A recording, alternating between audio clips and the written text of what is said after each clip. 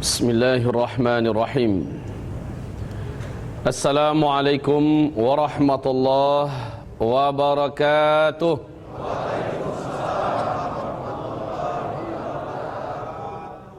Alhamdulillah. Alhamdulillahi rabbil alamin. Wal 'aqibatu lil muttaqin. Wala 'udwana illa 'alal zalimin. Ashhadu an la ilaha illallah wahdahu la syarika lah. Wa ashhadu anna Muhammadan abduhu wa rasuluh la nabiyya ba'dah. Ibadallah, ma'asyiral muslimin wal muslimat, arsyadani wa iyyakumullah. Qala Allah subhanahu wa ta'ala: Ya ayyuhalladzina amanu taqullaha haqqa tuqatih wa la tamutunna illa wa antum muslimun. Wa qala an-nabi sallallahu alaihi wasallam: Sayati 'alaikum zaman alladzi ba'dahu syarrun minhu hatta talqaw rabbakum. Amma ba'du. Ma'asyiral muslimin yang kami muliakan, suatu ketika Nabi besar Muhammad sallallahu alaihi wasallam sedang berbincang-bincang di tengah-tengah para sahabatnya. Sedang asik-asiknya perbincangan ini diceritakan oleh Umar bin Khattab, idh tala'a alaina rajulun, tiba-tiba saja muncul ke tengah-tengah kami rajulun, seorang lelaki, syadidu bayadith thiyab, sangat putih bajunya, jubahnya, syadidu sawadis syar, sangatlah hitam ikal lebat rambutnya. La ya'rifuhu ahadun minna wala yura alaihi atharus safar wala ya'rifuhu ahadun minna. Orang ini baru, tidak seorang pun dari penduduk Madinah kenal dengan laki-laki ini. Sementara performanya yang rapi, bersih. Kalau dikatakan baru saja dari perjalanan jauh, wajahnya bersih, rambutnya rapi, bajunya putih bersih, dan tidak ada tanda-tanda bahwa orang ini baru saja dari safar, dari perjalanan jauh. Kalau sekarang kan enak, ada mobil, ada pesawat. Dulu mesti menempuh ribuan mil gurun Sahara, sehingga bekas orang yang baru saja pulang dari safar itu pasti ketahuan, Pak. Kulitnya gosong, rambutnya aut-autan, pakaiannya kotor, tanda lelah itu ada. Ini tidak. Dan tidak seorang pun di antara kami kenal dengan laki-laki ini. Langsung saja dia duduk tepat di hadapan Nabi. Fajalasa ilan Nabi sallallahu alaihi wasallam. Dia duduk tepat di hadapan Nabi. Wa wada'a kaffaihi fa asnada rukbatayhi ila rukbatayhi. Kedua lutut laki-laki ini dia adu dengan kedua lutut Nabi. Wa wada'a kaffaihi ala fakhidhihi. Kedua telapak tangannya diletakkannya di atas kedua paha Nabi. Kira-kira Bapak Ibu sudah terbayangkan bagaimana posisinya. Matanya menatap kepada mata Nabi dan langsung bertanya, tanpa assalamualaikum, tanpa babi bu, langsung nanya, ya Muhammad, akhbirni anil Islam. Wahai Muhammad, kabarkan kepada saya, apa itu Islam? Maka Nabi menjawab, dan jawaban Nabi ini dijadikan dasar oleh seluruh para ulama dunia. Inilah dia dasar untuk rukun Islam yang 5. Nabi menjawab dengan rukun Islam yang 5. Al-Islam an tashhada an la ilaha illallah wa anni rasulullah wa tuqimas salah wa tasuma Ramadan wa tu'tiyaz zakah wa tahujjal baita in istata'ta ilaihi sabila. Rukun Islam yang 5. Setelah Nabi menjawab, laki-laki tersebut berkata, shadaqta. Jawaban engkau benar. Apa kata Umar bin Khattab? Fa'ajibna minhu. Kami merasa aneh dengan laki-laki ini. Yas'aluhu wa yusaddiquh. Dia yang bertanya, dia pula yang membenarkan jawaban Nabi. Aneh kami dengan laki-laki ini. Siapa sih? Langsung dia bertanya lagi si laki-laki ini. Akhbirni anil iman. Hai Muhammad, kabarkan kepada saya, biar yang lain juga dengar, apa itu iman. Maka Nabi menjawab dengan rukun iman yang 6. Al-iman an tu'mina billah wa malaikatihi wa kutubihi wa rusulihi wal yaumil akhiri wal qadari khairihi wa syarrih. Dijawab dengan rukun iman yang 6. Lagi-lagi laki-laki tersebut berkata, shadaqta. Jawabanmu yang ini juga tepat. Dan dia bertanya lagi, akhbirni anil ihsan ya Muhammad. Sekarang ceritakan kepada saya, apa itu ihsan? Nah, Nabi menjawab al-ihsan an ta'budallah ka'annaka tarah fa in lam takun tarah fa innahu yarak. Itu yang ihsan. Engkau beribadah kepada Allah seolah-olah engkau melihat Allah. Jika engkau tidak sampai ke tingkat itu, maka engkau beribadah kepada Allah dan engkau yakin engkau sedang dilihat oleh Allah. Itu yang ihsan. Selesai, Nabi ditanya lagi oleh laki-laki itu, mata sa'ah, hai Muhammad, sekarang pertanyaan saya yang paling penting, mata sa'ah, kapan kiamat tepatnya terjadi? Kau selalu berkata tentang dekatnya kiamat, tanda-tandanya bla bla bla bla bla. Saya ingin dengar langsung dari mulutmu hari ini, hai Muhammad, mata sa'ah, kapan itu kiamat? Masya Allah, jawaban Nabi berikut ini adalah akidah kita semua. Nabi mengatakan, mal mas'ulu anha bi'a'lama minas sa'il. Orang yang bertanya lebih tahu tentang masalah ini daripada orang yang ditanya.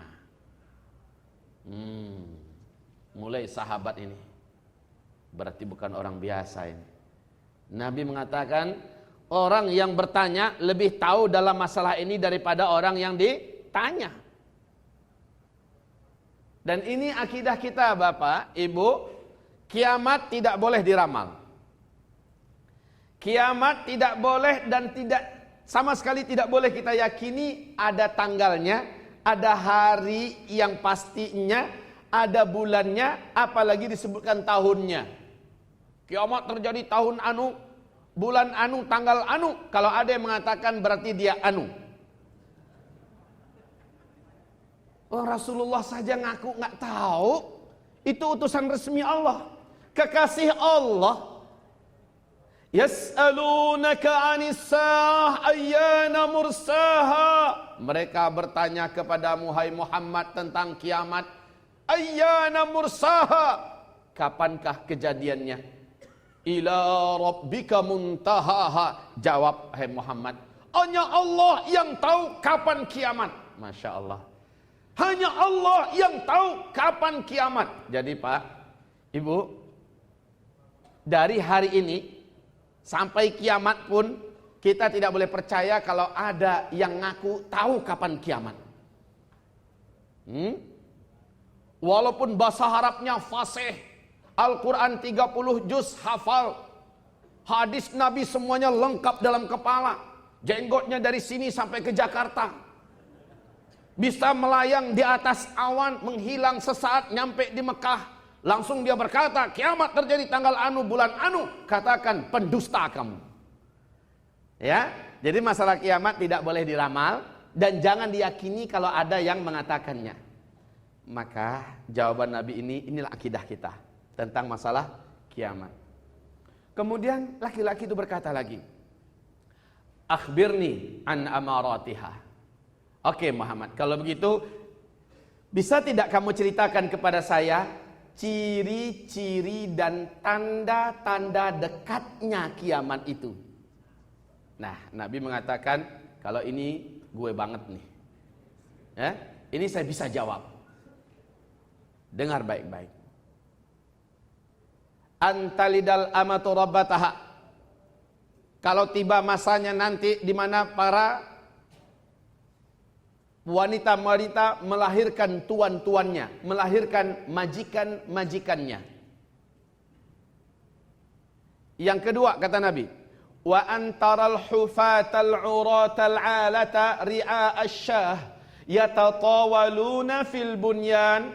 Kalau tiba masa, pada saat itu kata Nabi, engkau menemukan penggembala ternak yang miskin-miskin, buka dada, tidak pakai alas kaki, membawa ternaknya ke bukit dan turun ke lembah untuk mencari makan buat ternaknya. Tiba-tiba mereka menjadi para penguasa kaya raya dan berlomba-lomba dengan bangunan-bangunan, gedung-gedung yang tinggi-tinggi. Jika zaman itu kamu temukan, kiamat denganmu pada saat itu dekat sekali. Ini kunci dari Nabi, Pak. Mari kita lihat, siapakah yang dimaksud oleh Nabi Muhammad dengan orang-orang ini? Para ulama ahli hadis menjelaskan, mereka adalah orang-orang yang ada di Arab pada hari ini. Orang-orang yang ada di Arab Saudi pada hari ini, di Jazirah Arab. Masya Allah. Termasuk Kuwait, termasuk Emirat, termasuk Dubai dan sebagainya. Dulu Bapak, Ibu, mereka adalah para penggembala ternak miskin-miskin. Jazirah Arab itu miskin-miskin. Tapi setelah minyak ditemukan, mereka langsung berubah menjadi negeri petrodolar. Kekayaan mereka melimpah ruah mengalahkan seluruh kekayaan yang ada di muka bumi ini. Dan mereka menjadi penguasa-penguasa. Coba lihat, yang udah pernah pergi haji atau umroh, apa yang terjadi di sekitar Masjid Nabawi? Sudah dibangun gedung-gedung hotel-hotel tinggi mengalahkan Masjid Nabawi. Apa yang ada di Riyadh pada hari ini? Bagaikan negara dengan kota metropolitan. Kita lupa kalau kita sedang di Arab. Gedung-gedung tinggi mencakar langit. Dan lihat di Mekah, Masjidil Haram. Sudah ada di depannya Tower Zamzam. Dan sekarang sedang dibangun mega proyek, di mana nanti akan menjadi legenda yang tidak terkalahkan sampai akhir zaman. Saat bangunan itu rampung pada tahun 2020. Sekarang sedang under proses ya, sedang dalam perjalanan. Sekarang kaum muslimin, Bapak Ibu dengar di mana gedung tertinggi di dunia saat ini? Dubai. 860-an meter. Disebut dengan Burj Khalifah. Dubai itu masih termasuk Jazirah Arab. Itu gedung tertinggi saat ini di dunia. Bapak Ibu, kabar untuk kita bersama. Di Jeddah, sudah berjalan tahun kedua. Di Jeddah saat ini sedang dibangun gedung tertinggi nomor 1 di dunia, 1,2 kilometer. Di Jeddah saat ini. Dengan hadis Nabi tadi. Ketika Nabi kita mengatakan, apabila kamu temukan zaman di mana para penggembala ternak miskin-miskin, tiba-tiba mereka menjadi kaya dan penguasa, lalu berlomba-lomba dengan gedung-gedung yang tinggi, tandanya kamu di akhir zaman dan kiamat dekat lagi dengan kamu masanya.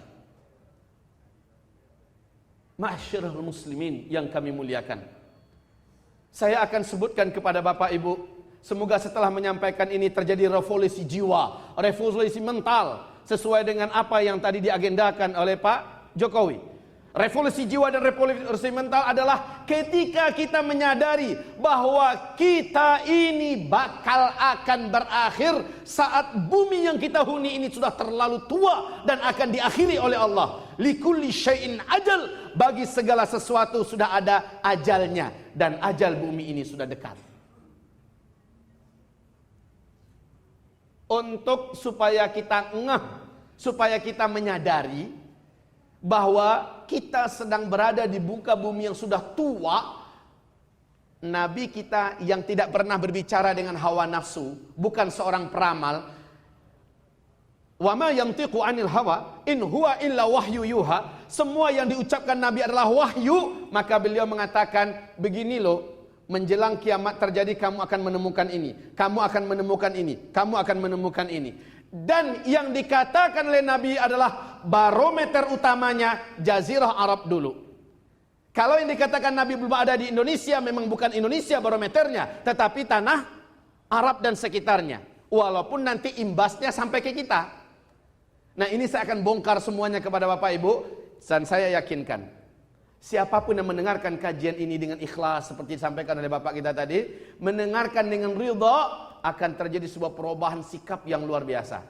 Di Jakarta, Pak, saya memberikan kajian ini di depan para ibu-ibu yang suaminya pada orang-orang bule semua. Orang kaya-kaya, Pak. Beli bantal guling saja ke Singapura. Makan siang saja ke Kuala Lumpur, ya. Saking kayanya bingung uangnya mau diapakan. Setelah dengarkan kajian ini, 2 minggu kemudian ibu itu jumpa dengan saya. Apa katanya? Kami semua Pak Ustadz ingin dengarkan lanjutan daripada kajian ini. Kami sekarang sudah mulai merubah diri.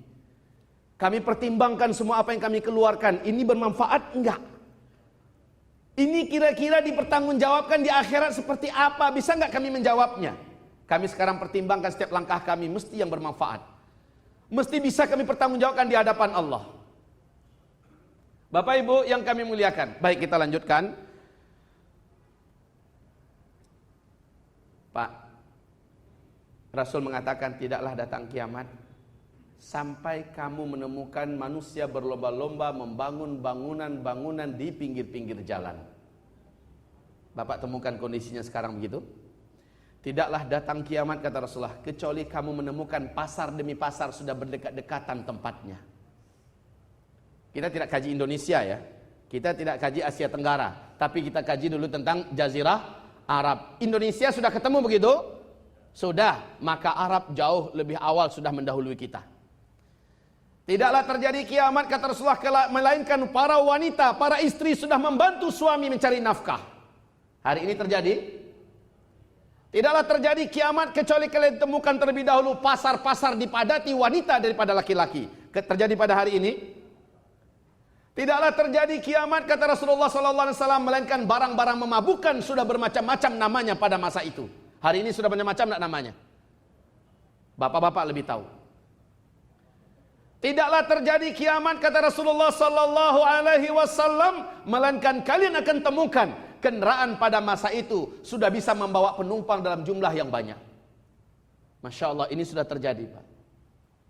Rasul mengatakan bukit-bukit sudah hilang dari tempatnya, dan ini tepat di Mekah. Bukit-bukit sekitar Masjidil Haram itu sudah diratakan, Pak. Dibangun bangunan-bangunan besar sekarang ini. Di Madinah juga begitu. Bahkan seingat saya di Sumatera Barat, saya nggak tahu di Palembang ya, untuk membangun kantor-kantor Pemda, kantor pemerintahan saja, itu bukit diuruk, Pak. Bukit diratakan, lalu dibuat bangunan di sana. Bangunan wali kota, bangunan gedung untuk bupati dan sebagainya. Di Arab sudah kejadian begitu, tentu saja Indonesia belakangan menyusul. Baik, selanjutnya mari kita dengarkan. Wahai hamba-hamba Allah, wahai manusia akhir zaman. Rasul mengatakan sallallahu alaihi wasallam, umatku hanya akan berlangsung dalam hidup di dunia ini dalam 5 periode. Takunun nubuwah fikum masyaallah an takun. Periode pertama adalah periode kenabian, yaitu periode Nabi Muhammad. Tsumma yarfa'uha Allahu idza syaa'a ay yarfa'ha. Periode ini akan Allah cabut jika tiba jadwalnya untuk berakhir. Dan ternyata meninggallah Nabi Muhammad sallallahu alaihi wasallam. Sepakat ahli sejarah, periode pertama telah selesai. Dilanjut oleh Nabi, tsumma takunu khilafatan ala minhajin nubuwah. Kemudian akan dilangsungkan dengan periode kekhalifahan dengan konsep kenabian. Fatakunu masyaallah antakun, thumma yarfa'uha idza sya'allahu ayarfa'aha. Periode yang kedua ini akan berlangsung dengan waktu yang telah Allah tetapkan. Jika menurut Allah waktunya berakhir, maka Allah angkatlah periode kedua itu. Dan ternyata Abu Bakar As-Siddiq, lalu yang kedua Umar bin Khattab, yang ketiga Utsman bin Affan. Yang keempat, Ali bin Abi Thalib. Wafatnya Ali bin Abi Thalib disepakati oleh para ahli sejarah adalah akhir dari periode yang kedua. Lanjutan hadis tadi, "Tsumma takunu mulkan 'adhan." Lalu kamu masuk kepada fase kekhilafahan dengan konsep kerajaan yang menggigit. Mati seorang khalifah digantikan langsung oleh putranya. Ini udah sistem kerajaan ini, ya. Dan inilah yang berlangsung sampai "Tsumma yarfa'uha idza sya'allahu ay yarfa'aha." Sepakat Pak oleh para ahli sejarah, fase yang ketiga ini pun telah berakhir dengan jatuhnya, tumbangnya khilafah Utsmaniyah di Turki pada tanggal 13 Maret 1924. Lebih dan kurang 90 tahun yang lalu, periode yang ketiga ini telah tutup. Kita sedang ada di periode keempat. "Tsumma takunu mulukan jabariyah atau mulkan jabariyah." Kemudian masuk fase yang keempat, yaitu fase pemerintahan atau kerajaan yang diktator. Ini adalah fase di mana kita ada sekarang ini. Kalian banyak tapi kalian jadi pecundang. Kalian banyak tapi bagikan buih di atas lautan. Kalian ketika itu gila dunia, takut mati. Hubungan kalian dengan Allah jauh. Sementara rakusnya kalian kepada dunia sangatlah hebat. Ini kondisinya. Kaum muslimin pada fase yang keempat ini, kalian diperebutkan oleh bangsa-bangsa kafir. Kalian dibunuh, kalian dibantai. Banyak di antara kalian yang mengalir darahnya hanya karena kalian seorang muslim. Dan kejadian apa yang kita saksikan di Timur Tengah pada hari ini tepat dengan apa yang kita dengarkan hadis Nabi sekarang ini, kaum muslimin. Lihat apa yang terjadi di Mesir, lihat apa yang terjadi di Sudan, lihat apa yang terjadi hari ini di Suriah, lihat hari ini apa yang terjadi di Palestina, lihat hari ini apa yang terjadi di Yaman. Lihat apa yang terjadi pada hari ini ibadallah di seluruh sekitar Jazirah Arab. Dan sebentar lagi Arab Saudi. Bapak Ibu akan dengarkan bersama saya nanti apa yang akan terjadi dengan tanah Jazirah Arab yang paling utama, yaitu Arab Saudi. Sebentar lagi saya akan sampaikan nanti. Ketika Bapak dengarkan ini semua, akan tumbuh sesuatu yang menakjubkan dalam diri Bapak dengan izin Allah Subhanahu wa taala. Nabi mengatakan, pada periode keempat ini banyak di antara kamu yang tidak mampu mempertahankan imannya lalu gugur sebagai seorang yang murtad. Hanya gara-gara dunia dia gadaikan agamanya. Hanya gara-gara dunia dia rela, dia tidak beragama. Kemudian masuklah periode yang kelima, kata Nabi, "Tsumma takunu khilafatan ala minhajin nubuwah." Tsumma sakata, Nabi diam. Setelah itu masuk periode kelima, di mana kalian akan kembali dipimpin oleh seorang khalifah. Muka bumi ini aman, seaman-amannya, tidak ada perang. Agama cuma satu saja lagi, Islam. Orang Yahudi sudah tidak ada, orang Nasrani berbondong-bondong masuk Islam. Kenapa? Insya Allah kita sebutkan sebentar lagi. Tsumma sakata, Nabi kemudian diam setelah itu. Maksudnya apa? Di periode kelima inilah seluruh orang Islam akan wafat secara serentak semuka bumi. Apa yang kejadian? Bukan kiamat Pak, belum. Karena Nabi mengatakan, Nabi jamin umat Islam, umatku tidak akan menyaksikan kiamat. Alhamdulillah. Tapi Allah sayang sama kita, Allah wafatkan kita terlebih dahulu secara tiba-tiba, secara mendadak serentak. Pada periode kelima ini habis umat Islam. Dan Nabi mengatakan masa-masa aman tegaknya khilafah ini akan berlangsung hanya antara 7 sampai 9 tahun saja. Tidak lama. 7 sampai 9 tahun saja. Masa yang tidak ada perang, bumi ini penuh dengan kemakmuran, tetapi pada masa itulah seluruh kita akan diwafatkan oleh Allah. Orang Islam yang masih tersisa hidup. Sisanya yang tinggal di muka bumi hanyalah orang yang tidak beragama sedikit pun.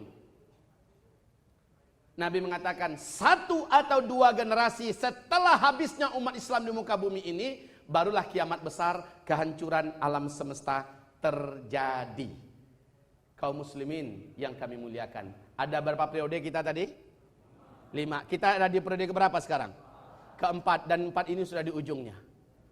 Kok bisa? Sebentar lagi Bapak Ibu. Mohon konsentrasinya betul-betul dititipkan. Mungkin Bapak tidak akan mendengarkan ulangan ini kecuali apabila Bapak merekamnya. Alhamdulillah kalau ada rekaman ini bisa bermanfaat nanti untuk kita, bisa diperbanyak dan bisa dibagikan kepada umat Islam supaya imannya tumbuh bersamaan dengan kita, Pak. Kalau bisa diperbanyak, suruh istri kita dengarkan di rumah. Supaya kompak nanti hidupkan rumah tangganya dengan agama. Ya, ini akhir zaman, ini akhir hayat daripada dunia. Wahai hamba-hamba Allah yang kami muliakan. Tadi Bapak Wakapolda menanyakan saya, ada enggak yang mau ditayangkan? Kata saya, kalaulah diberi waktu seharian, banyak yang mau saya tayangkan. Untuk menambah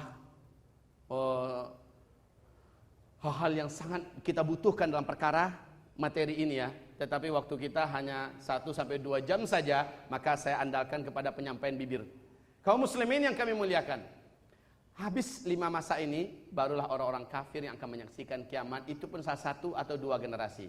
Baik, Pak, Ibu, pernah dengar nggak hadis? Nabi mengatakan, selama di bumi ini masih ada 1 orang saja yang dapat menyebut Allah. Selama di bumi ini masih ada 1 orang saja yang masih kenal dengan Allah dan masih beriman kepada Allah. 1 orang saja. Maka Allah akan menunda lagi kiamat itu 40 tahun lagi. Pernah dengar hadis ini? Mungkin kita akan beralasan dengan hadis ini, kalau begitu Pak Kiai lama lagi itu. Kita 1,5 M lebih. Lupa ya, kalau Allah, tadi Rasulullah mengatakan Allah akan wafatkan orang Islam secara serentak. Tak ada lagi yang kenal dengan Allah. Begitu. Dan subhanallah kaum muslimin,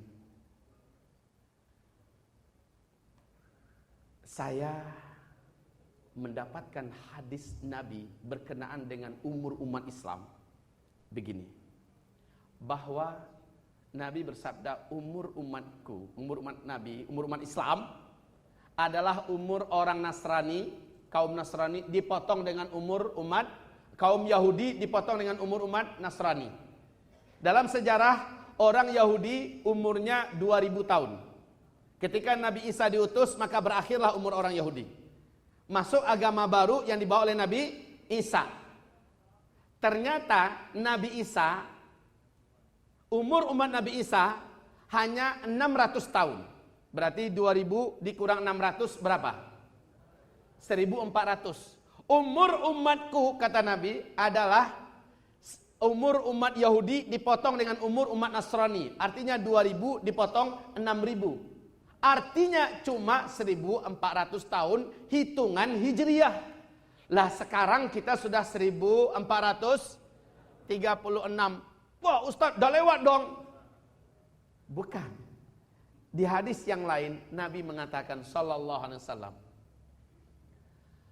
Allah akan memanjangkan umur umatku, kata Rasulullah sallallahu alaihi wasallam, 1 hari. Allah akan panjangkan umur umatku 1/2 hari. 1/2 hari. 1/2 hari menurut Allah berapa, Pak? Kalau 1 hari menurut Allah adalah 1000 tahun. 1/2 hari berarti berapa? 500 tahun. Umur umatku adalah 1 hari. Dan Allah akan panjangkan 1/2 hari lagi. Semoga umatku tidak menjadi lemah dengan Allah panjangkan umur mereka 1/2 hari lagi. Faham sekarang? Berapa? Berarti 1500 tahun. Digabungkan dengan hadis awal, umur umat Islam ini berkisar antara 1400 tahun sampai 1500 tahun. Antara disinilah umat Islam nanti akan berakhir seluruhnya. Sekarang kita sudah 1436 tahun Hijriyah. Allahu Akbar.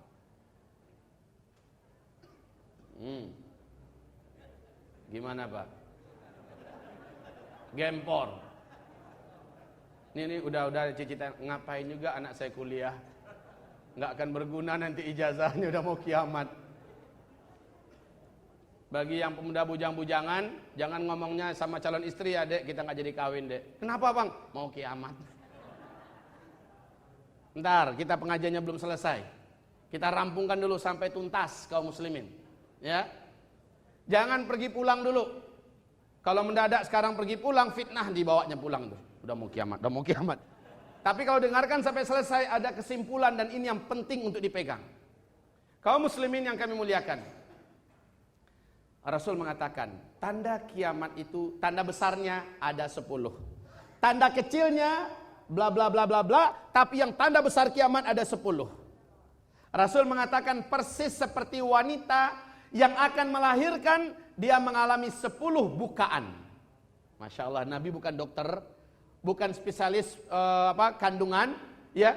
Tapi Nabi mengatakan kiamat besar itu kapan terjadinya? Tepat terjadinya dimulai dengan munculnya 10 tanda besar kiamat, persis seperti seorang wanita hamil besar yang akan melahirkan, ada 10 bukaan.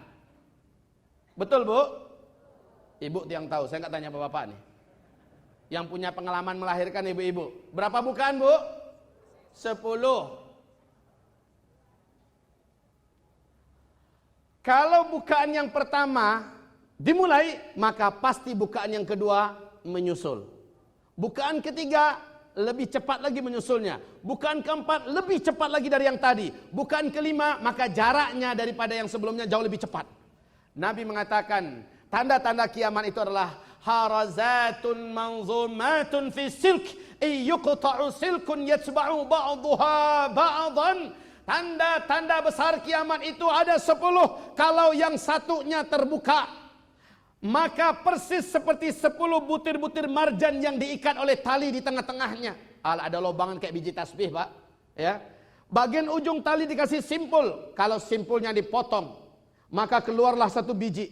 Yang lain pasti menyusul dengan cepat, kata Nabi. Ya. Kalau satu sudah terjadi, yang lain menyusul dengan waktu yang sangat cepat. Apa itu urutannya? Yang pertama, terlebih dahulu Dajjal lepas dari kurungannya. Dajjal itu orang, betul-betul fisik manusia. Pada masa dia muncul, matanya yang sebelah kanan sudah ditimbun dan tertutup oleh kulitnya yang di atas meleleh seperti dahak yang ditempelkan di sini. Meleleh. Matanya itu seperti biji anggur yang mau keluar. Dan juga mata kirinya itu yang bisa melihat, itu pun seperti biji anggur yang sudah mau lepas. Jelek. Badannya tambun tapi kekar.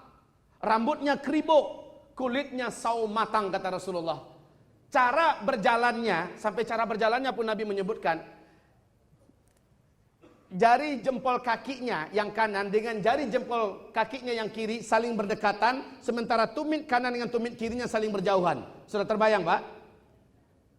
Dan Nabi mengatakan Allah memberikan kepadanya kemampuan yang tidak pernah Allah berikan kepada manusia manapun. Lihat ini ungkapan Nabi. Berarti Dajjal itu manusia. Bentuknya seperti apa? Wajahnya, kulitnya, rambutnya, tingginya seberapa? Hanya setinggi-tinggi manusia normal, Pak. Jadi kaum muslimin, saat Dajjal lepas, waktu itu Tamim Ad-Dari, saya dikasih izin nggak kira-kira saya bawa mic ini? Saya ke sana kemari. Boleh? Baik. Oh ya.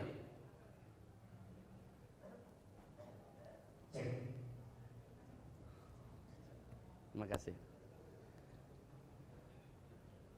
Tamim Ad-Dari, dia adalah seorang lelaki yang masih beragama Nasrani. Dengan 20 orang awak kapalnya terombang-ambing oleh amukan ombak laut Yaman. Akhirnya kapal itu merapat ke sebuah pulau.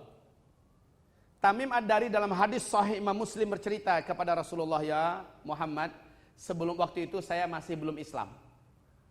Setelah saya masuk Islam, saya ingin menyampaikan sebuah kejadian yang kami semuanya merasakannya dengan sangat nyata. Apa itu, kata Nabi? Dia bercerita. Kami terdampar di sebuah pulau di laut Yaman. Ketika kami turun, kami temui pulau itu sangat lebat hutannya. Lalu kami bertemu dengan seekor binatang berkaki 4 dan bisa berdiri. Binatang itu bulunya hitam, lebat, sangat panjang. Karena panjang bulunya sangat, maka kami hampir tidak mengetahui mana wajahnya dan mana buntutnya. Dan binatang itu dapat berbicara. Kalian dari Arab? Kami menjawab iya. Bagus. Saya adalah jassasah. Maka hadis ini oleh para ulama hadis digelari dengan hadis jassasah. Jassasah itu adalah saya mata-mata pengintai untuk seorang lelaki yang saat ini sedang menanti-nanti kedatangan kalian. Dia ada di kuil tua sana, pergilah kalian. Saking takutnya kami dengan binatang ini, kata Tamim Ad-Dari, kami segera lari kencang menuju ke tempat yang ditunjuknya. Saat kami masuki kuil tua itu, kami dapati seorang lelaki yang bertubuh gompal.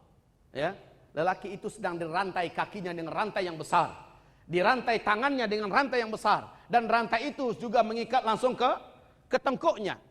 Laki-laki itu bertanya kepada kami, kalian dari Arab? Kami menjawab iya. Dia bertanya, apakah sudah diutus seorang nabi ummi yang bernama Muhammad?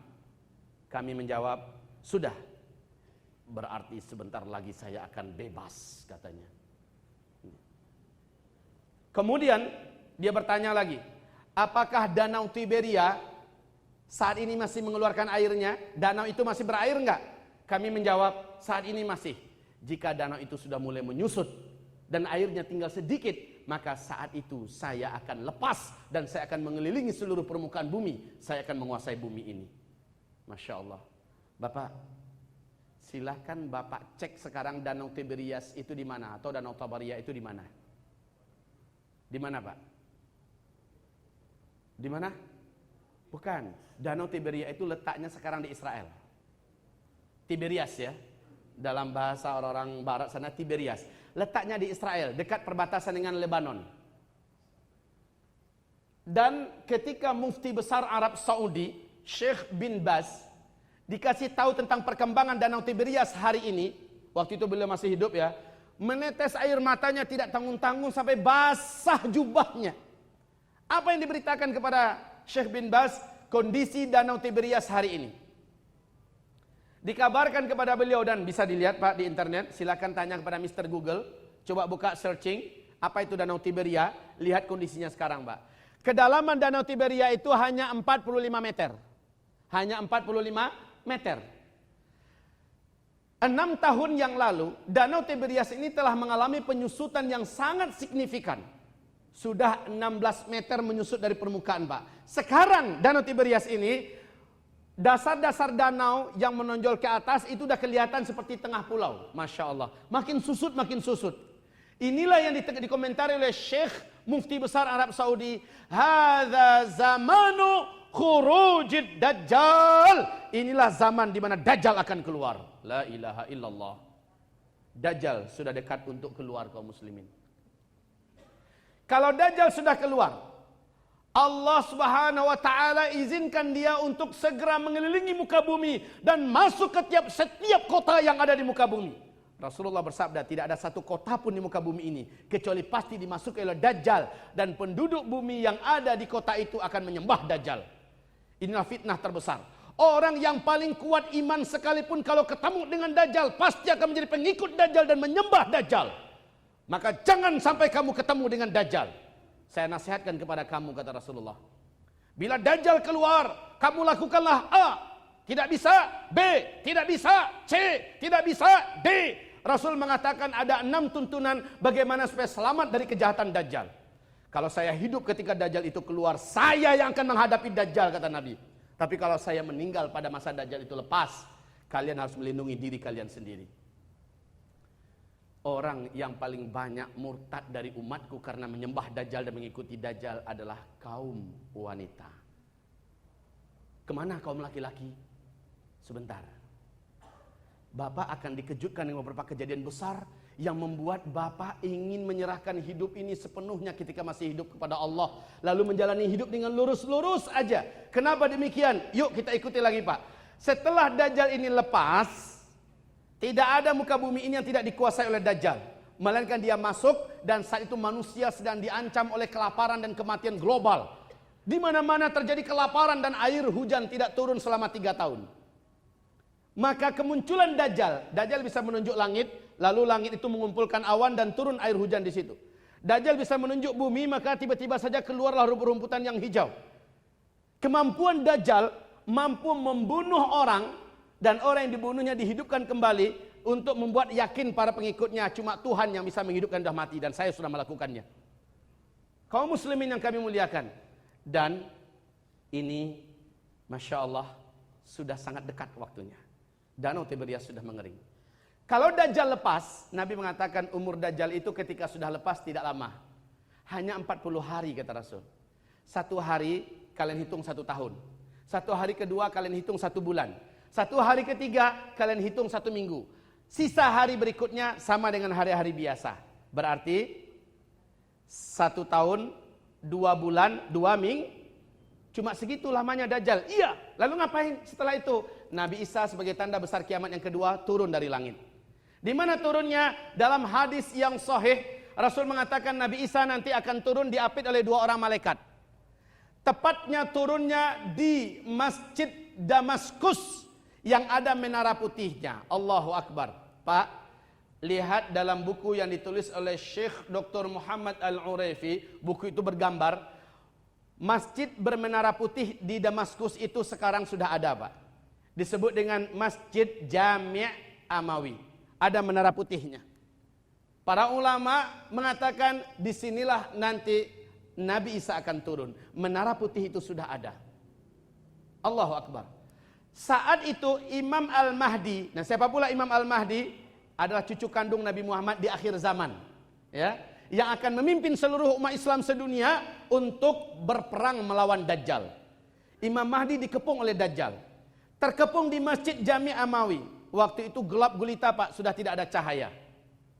Setelah Imam Mahdi bersiap-siap melaksanakan sholat subuh, menghadap ke arah kiblat, orang sudah qomat, tiba-tiba seluruh pemandangan mengarah ke langit. Kenapa? Ada 2 malaikat turun mengapit seorang lelaki yang sangat indah wajahnya. Rambutnya bagaikan basah seperti orang baru saja mandi. Dan laki-laki itulah yang Nabi Isa. Pas begitu turun, Imam Mahdi langsung mundur ke belakang dan mempersilahkan Nabi Isa untuk mengimami sholat subuh. Kenapa orang-orang beriman tidak pada kaget lagi? Karena mereka sudah yakin, Pak, seperti kita sekarang. Asal Dajjal sudah lepas, pasti Nabi Isa akan tuh.